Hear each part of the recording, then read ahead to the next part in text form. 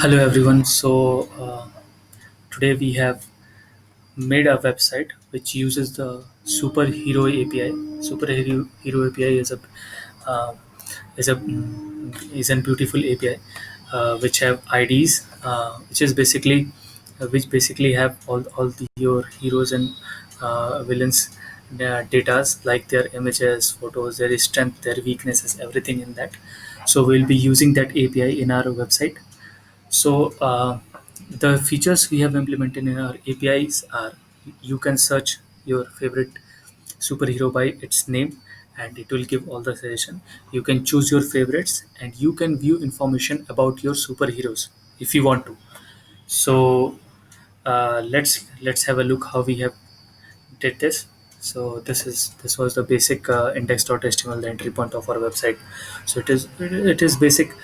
We have given an input bar, input of type text to have the input. We have certain links and we have a unordered list here. And so this unordered list is being filled by the data we get from the API we fetch. So for fetching the API, as that is an asynchronous task, we'll be using async await functions. So we have async function here, which says fetch hero. Fetch hero is called as soon as we enter any key from our keyboard. It gets the event listener fires up that is key up, and that is the content of that search bar is sent as a query to this API, which gives us back a response certain array of data and elements with image, URL, names, and etc. Anything we want to know about it. So we create element in our JavaScript along with setting its attribute, and we attach them to or append them to our own page, that is own view. So second is choosing the favorite array and making it persistence. We have used local storage for that. And in case if certain things fail, so we have an array declared over here. So generally it wouldn't be used, but it's there. So it's like just second page is of um, getting your favorites. That this is the HTML part. It again, the logic is same. We have a list, we have an unordered list which will be filled by the script. So this is the script which get fired up when we open the page.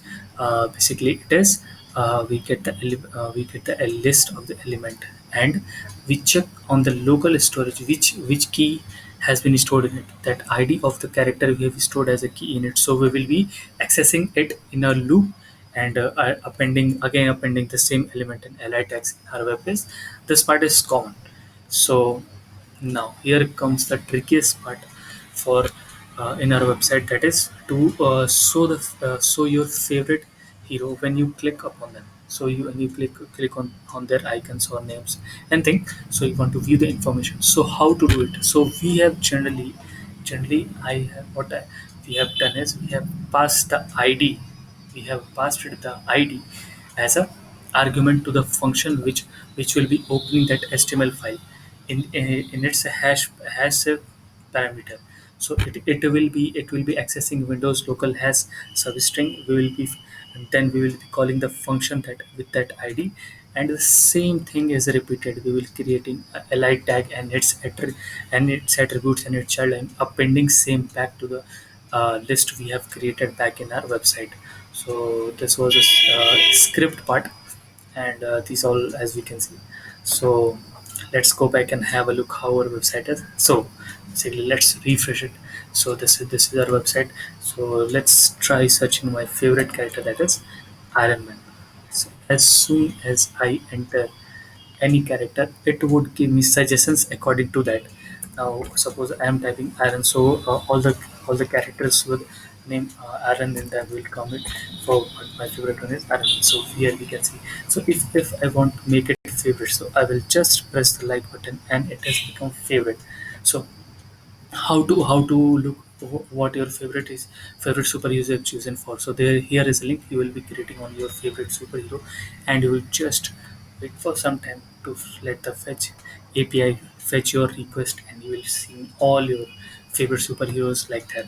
And if you want to get some extra information, just click on the background, you will get the intelligence in the name background.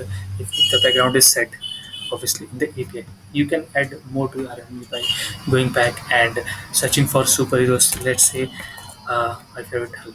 So you have here Hulk. So that's it. That was. Thank you.